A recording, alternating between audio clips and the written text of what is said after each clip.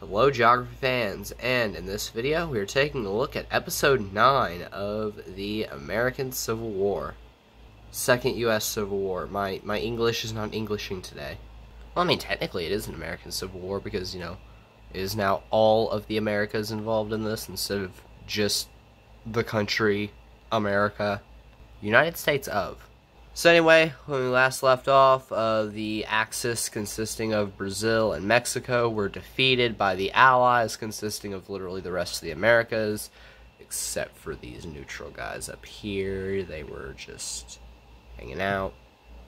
Yeah, essentially that war ended and Argentina did fight for the Allies, but then they elected a dictator who, this dictator, he wants all of Argentina's old land back and some. And Argentina does not yet have all of their land back. They have most of it, but they're still missing one little sliver of land from Chile. So Argentina sends a very small force of 500,000 troops to the border of Chile, basically demanding that they give them this sliver of land that Argentina used to control, or they were going to war. Chile at first was reluctant to give this up, as, they kind of liked the convenience of that being their territory. And they asked the other allies, i.e. the United States and Canada, if they could actually help them out in a possible war against nationalist Argentina. However, they were kind of just like, we literally just got out of a big war, so yeah, no thank you. Also, Argentina, for some reason, has a massive military, which the United States of America and Canada were not willing to fight at this point in time. So Chile kind of just sighs and is like, okay, fine, Argentina, you can have this bit of land, but we will get it back eventually. So Argentina has that land back, but where can they really expand now? Africa, that's where they go. So Argentina makes 4 naval landings on Angola and Namibia? Is it Namibia or Namibia? I'm pretty sure it's Namibia. But yeah, they land on these 2 countries, 4 landings, and the northernmost landing landed on the exclave of Angola, which they just took over with relative ease, as these 2 African countries really were not expecting this. I mean, like, this was probably the most unexpected thing that they thought could have ever happened to them. I mean, heck, they probably had all their troops down here preparing for a U.S. invasion, not an Argentinian invasion. But the Argentinians are showing no mercy in the invasion of these African countries, as, their military manages to completely decimate both of these countries. And, again, Argentina's army is, like, really freaking huge for some reason. So, yeah, they've got about 650,000 troops invading these African countries, which is a lot. Like, in the Mexican-Brazilian versus everyone else in that war, Argentina had, like barely 100,000 troops, and they've already almost got 700,000. Like, they've been rearming themselves like crazy. Of course, they are technically still a member of the Allies, but they have already threatened 2 members of the Allies into ceding them territory, which they didn't really threaten the Peru-Bolivian Federation.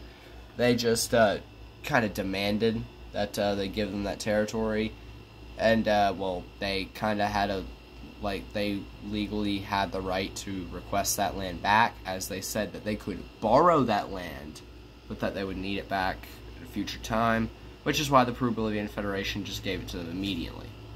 Now, Chile gained their territory through right of conquest, which is why they felt that they didn't have to cede it back. But it's a freaking nationalist, so of course they had to. A little bit further into this war, Angola is completely occupied, and Namibia is slowly capitulating. Oh, sorry, my bad, they have capitulated. Okay, I can't remember if I already recorded this part of the video, but yeah, both of these colonies are Argentinian. So essentially, Argentina's plan is to kind of go to the other side of Africa, like take over territory that would reach the other side of Africa, which would essentially create a massive colony, which would allow them to control, like, the economic trade system throughout the entire world. Not the entire world, but like the area around Africa. It would give them more economic control, is what I'm trying to say.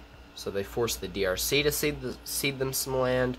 Zambia is invaded by Argentina, and once again, Argentina just spears across the country, and Zambia is quick to surrender. Argentina is once again expanding their African colonies as they annex the entirety of Zambia. They force Malawi to cede, like, well over half of their territory to Argentina, and then Argentina declares war on Tanzania. Once again, they use the same strategy they've been using this entire video. They just blitzkrieg through the entire country, cut the country in half, divide, and conquer. Tanzania is completely annexed by Argentina. So Argentina, for the most part, is now done with their African conquest. So they move their 800,000 man army up to the border of Brazil. Yep, I know, their army just keeps on growing. And they basically demand, like, this chunk near the coast.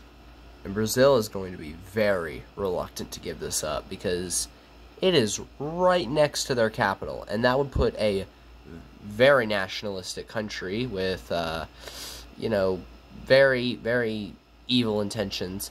It would put them right next to their capital, which would put their capital in danger, because if you're anywhere near this thing, you're in danger. Even if you're not anywhere near it, you're still in danger, as those African countries found out. So Brazil is, like, on the verge of saying no, but then 1 million troops show up on their border, and they're like, okay, fine. And yes, I'm not exaggerating. So Brazil just got screwed over there, but not as much as they're about to get screwed over. Argentina still takes the initiative to invade Brazil, even though they got what they wanted. They want Brazil's capital. Brazil begs for the Allies to help them, and this time the Allies do sell weapons to Brazil. Now, who am I kidding? They join in on Argentina's side. Well, America does. The Peru-Bolivian Federation's like, fine. Yeah, what's left of Brazil just gets pancaked. And even Canada joined in. Brazil is essentially just carved up by everyone who participated.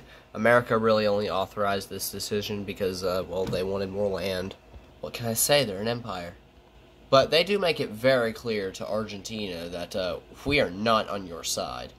They deliberately tell Argentina that if they invade any other country in the Americas or in Africa, that they will be going to war with the Allies. That's set in stone. So, Argentina's really stumped.